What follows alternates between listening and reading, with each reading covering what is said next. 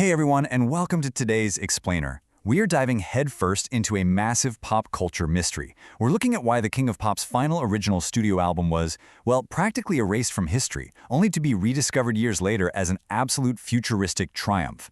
If you've ever wondered how on Earth one of the biggest stars on the planet could drop a record that just vanished into thin air, you're definitely in the right place. We're going to deconstruct the myths, the staggering amount of money, and the frankly incredible music behind Michael Jackson's 2001 epic, Invincible. Critics have called it the most misunderstood, underrated, and tragically mishandled record in his colossal discography. And honestly, that hits the nail on the head. It perfectly captures the paradox of the whole thing.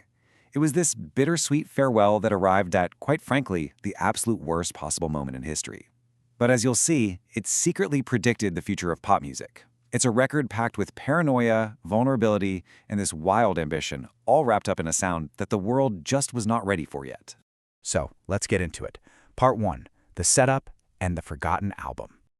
To truly understand why this album stumbled so hard right out of the gate, we really have to look at the exact moment it dropped. Late 2001. We're talking just 6 weeks after 9/11. The cultural climate was one of deep, deep mourning. Radio programmers were pivoting hard to somber, patriotic ballads, while the pop charts were entirely dominated by the super cheerful bubblegum pop of Britney Spears and NSYNC. And right into the middle of this, Jackson drops a jarring, bombastic, highly aggressive R&B record. The cultural appetite for this heavy, paranoid sound? Yeah, it was practically non-existent right then. Moving on to Part 2, The Madness of Genius, and a $30 million dream. Okay, so the true story of this project actually started 4 years earlier, fueled by an epic, exhausting saga of absolute perfectionism. $30 million. Take a second to process that number. That is the staggering estimated budget Michael burned through from 1997 all the way to 2001. Now, unlike his older records, which were tightly controlled by legendary producers like Quincy Jones, Jackson was operating completely without a financial leash here. He brought in a massive net of A-list producers, guys like Rodney Jerkins and Teddy Riley, to build this impenetrable, immensely expensive sonic fortress. And it wasn't just expensive, it was deeply, deeply obsessive. Welcome to the micromanagement era. We're talking over 100 songs demoed just for this one project. He would literally spend weeks perfecting a single drum sound. But maybe the craziest element was how he layered his own voice. Producer Rodney Jerkins recalled that Michael's vocal layering was so intense that some choruses contained over 100 vocal overdubs. Imagine that! He was creating this incredibly dense, choir-like texture made entirely out of his own vocals. Which brings us to Part 3, Sabotage and the Boardroom War. So, despite that massive investment and an unbelievable roster of producers, the album was practically doomed by a bitter, highly public business war with his label, Sony. It started as a massive contractual trap. Michael owned the Beatles catalog, which gave him immense leverage, right? But Sony desperately wanted him to tour so they could recoup that huge $30 million advance. Well, when Michael refused to tour, citing anxiety and the post-9/11 climate, the label initiated a total promotional blackout. They pulled the plug. They refused to shoot music videos for the later singles, and allegedly they even offered payola to radio stations to stop playing his songs.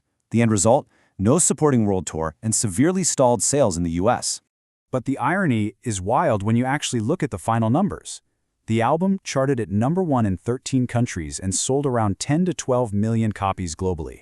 Now, for anyone else in the industry, selling 10 million records is a career-defining, pop-the-champagne blockbuster success.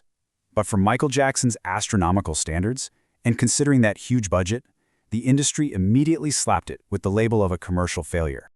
Okay, let's jump right into Part 4, Decoding the Sonic Tapestry.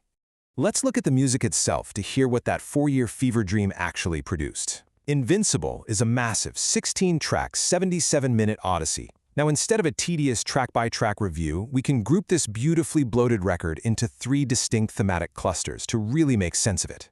First up, we have the Dark Child Aggression. These are tracks like Unbreakable and Heartbreaker that feature the hardest, most synthetic, glitchy sounds of his entire career. Second, the R&B lovemaking sessions, which are lush, neo-soul tracks like Butterflies, where his breathy falsetto just completely shines. And finally, the eccentric core, where Michael gets wonderfully, unapologetically weird with theatrical and experimental sounds. Deep inside that eccentric core is a track called 2000 Watts. Now, in this one, Michael actually lowers his voice to this almost unrecognizable digitized baritone.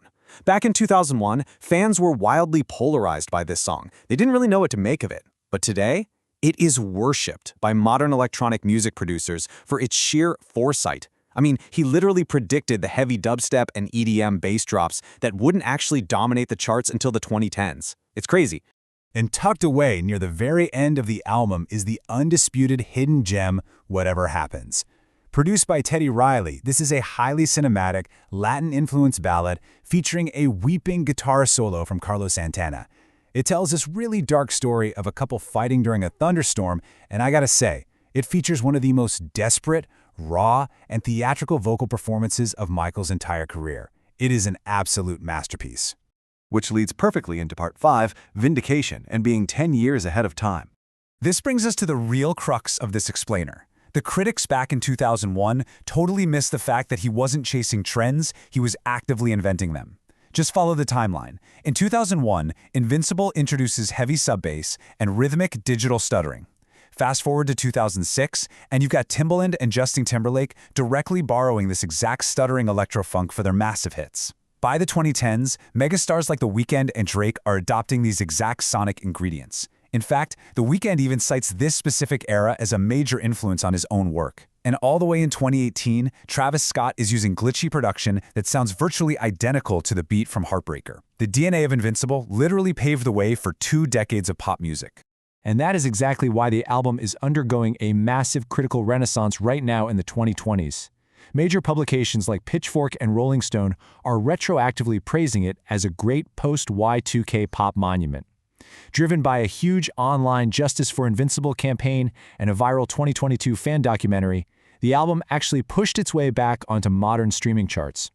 Gen Z listeners and modern producers are finally hearing it for what it truly was, a battle-scarred veteran creating a brilliant, glitchy fortress of sound.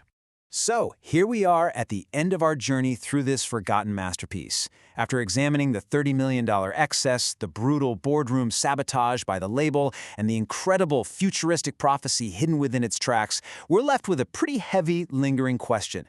Did Invincible fail the world, or did the world fail Invincible? Think about the music you stream today and ask yourself that question. Thanks so much for joining me on this explainer, and keep exploring the music that was simply too far ahead of its time.